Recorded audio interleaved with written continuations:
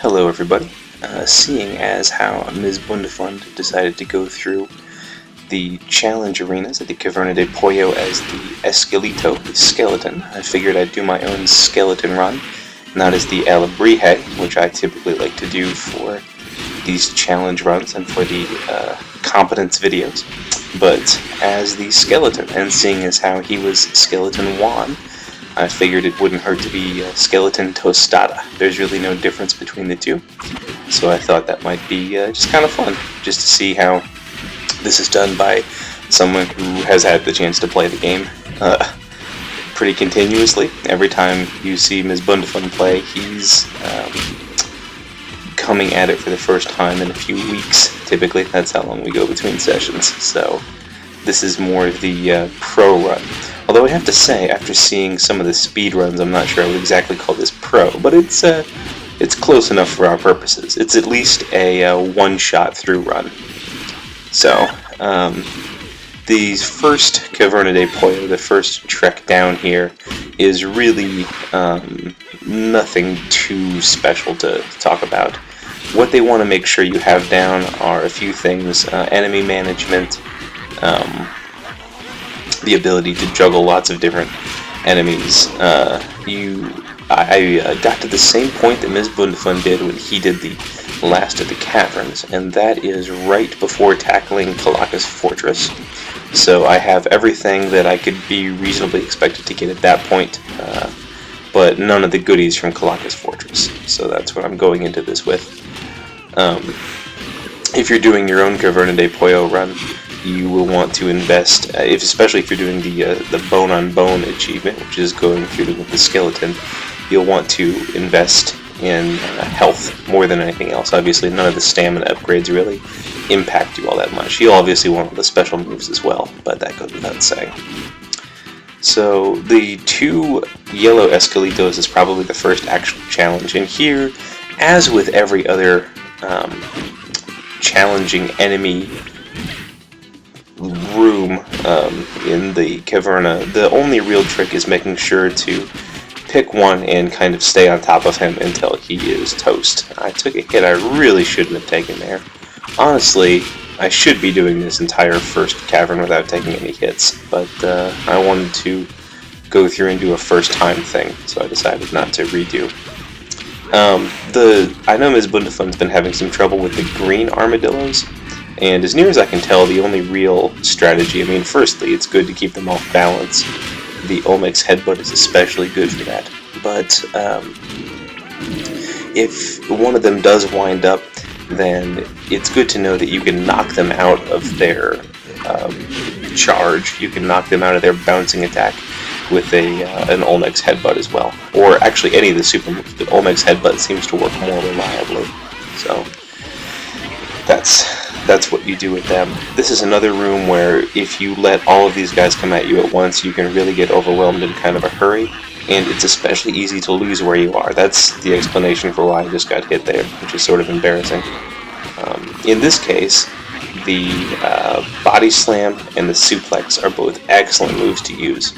One of them completely eliminating one of the enemies, and the other one doing a lot of splash damage and knocking everybody off balance.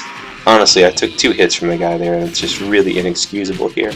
With these big guys, because they have those big wind-up attacks, you want to get a lot of distance between yourself and them, so I should have been running away a bit more, but didn't. Anyway, that's that first run. Now onto the second cavern. This is the first time when things start to get a little intense at all. I'm doing this incidentally on hard mode, so my Caverna de Pollo run will not be exactly the same as Ms. Bundefund's. Some of the enemies will be a little bit tougher, but generally the kind of challenges they want you to do are more or less the same. I never like the down attack, the frog slam shields. Those always seem like by far the hardest for me. That's just personal preference. The deal with the plant monsters, the thorn ones especially, is to stay mobile horizontally. You want to take on one before it can shoot up with its thorns, and the only real danger with them is while you're worrying about one of them, another one's going to pop up and mess you up. These conquistadors are annoying, mostly just because if you ever hit one of them with anything beyond its special move, they do a counterattack, and so taking them on one by one is recommended, and as always, completely finishing them off is very good. You don't want them getting their shield back, just more annoyances. Chupacabras will mess you up if there get to be 4 of them, especially if they all stagger their attacks. And so doing the, this is one of the purchasable super moves. It's the down and throw. I think that's the body slam. It's very good because it does a tremendous amount of damage, and you really want to be eliminating those guys as quickly as possible. That also illustrated a good point back in that last Chupacabra run there, which was, I've mentioned this in Ms. Bundefun's run, but even if you do a super move that doesn't directly hit one of the enemies, it still knocks it off balance, and so it's worth doing super moves just to get the Chupacabras out of the air. There's a short time after they recover where they won't fire their bolts at you, so that's good. Obviously, judicious use of the dodge is recommended as well. I'm pretty sure this room here is just intended to teach you that you can toss regular enemies and take out cacti, because if you do that, the room is a cinch, and if you don't, it can actually get to be pretty annoying, trying to juggle everybody all at once in there. One nasty trick that the game has, and this is something they don't really exploit until the final Caverna, is using conquistadors next to other enemies, because you'll want to swoop in and take them out, probably with a super move of some kind. But if it's not the exact one that you need to handle the Conquistador's shield, then you just get a very painful counterattack. Conquistadors hurt a lot. Another favorite trick they have is putting the giant Esqueleto here with some kind of enemy that you're going to want to be dealing with a lot, one-on-one, that requires a lot of attention. The reason being, the big guy is slow, and so he probably shouldn't be your first priority. Certainly not with the jump attack, yellow Esqueletos messing around. But if you get too distracted and you take even one hit from the guy, you know, the Caverna de Pollo is really an endurance run, and so even one hit from the big guy can mess you up enough to really wreck a good run in the middle of it. 2 hits with them in hard mode just about does you in. So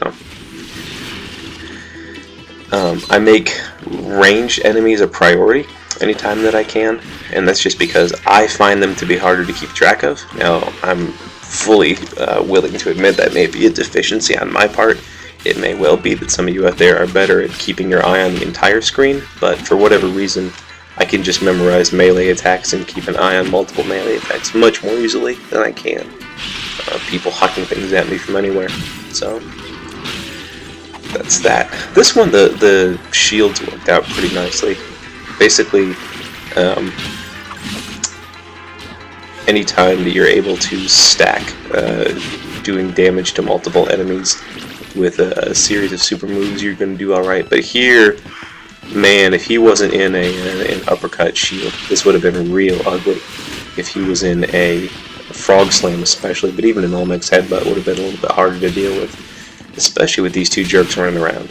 I've ended more than one cavern run here, because if you take enough damage, it just gets hard. If you were really down to the wire versus those yellow Esqueletos, for some reason they just don't reward playing conservatively, and that's always what you want to do if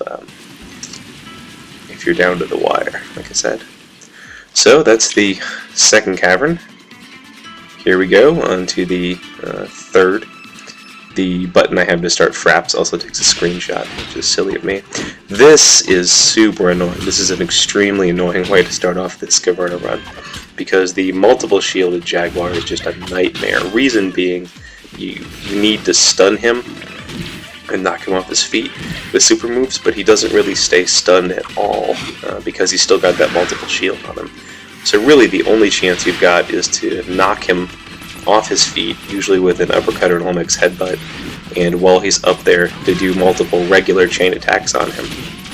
And even that, you need to be rolling behind him constantly, just making sure you're on his good side, so to speak. Those bombs are a lot less frustrating when you have the alacrity suit, because one Olmec's Headbutt will do them in. Pretty much, I think, most super moves will just handle them. But even two, if you're not able to easily handle two yellow Esqueletos, you're really not ready to be tackling hard mode with Skeleton, the bone-on-bone achievement. That needs to be something which is not significantly difficult for you. Of course, I still took a little damage, but nothing too serious. These guys, their windmill attack hurts a little bit, but if they get you with their 4 stab attack, that thing does so much damage. So that's really what you want to look out for. Just being mindful of which attacks they're using. Of course, you can dodge everything that any of these enemies so far have done. Well, excuse me, except for the Jaguar. They started it out with a nasty one. But you can really dodge so much that it shouldn't be a problem. For whatever reason, I do tend to have a problem sometimes dodging correctly the big guys when it's Chupacabras. I think that's because the way it works out, the Chupacabras always fire a little bit before the big guy does his wind-up. So I end up dodging the Chupacabra just fine because you need to use the entire dodge to get through his 3-bolt thing, but by that point in time the big guy hits me, and it would have been way better to just let the Chupacabra's bolt hit me. Now, as I think I mentioned in this Bundfund, the whole secret to those lightning skeletons is just to stay on top of them until they die, really. If there get to be 2, or heaven help you, 3 of those on the screen at a time, you're pretty much pooched. They can send that wall of lightning towards you, and that's annoying.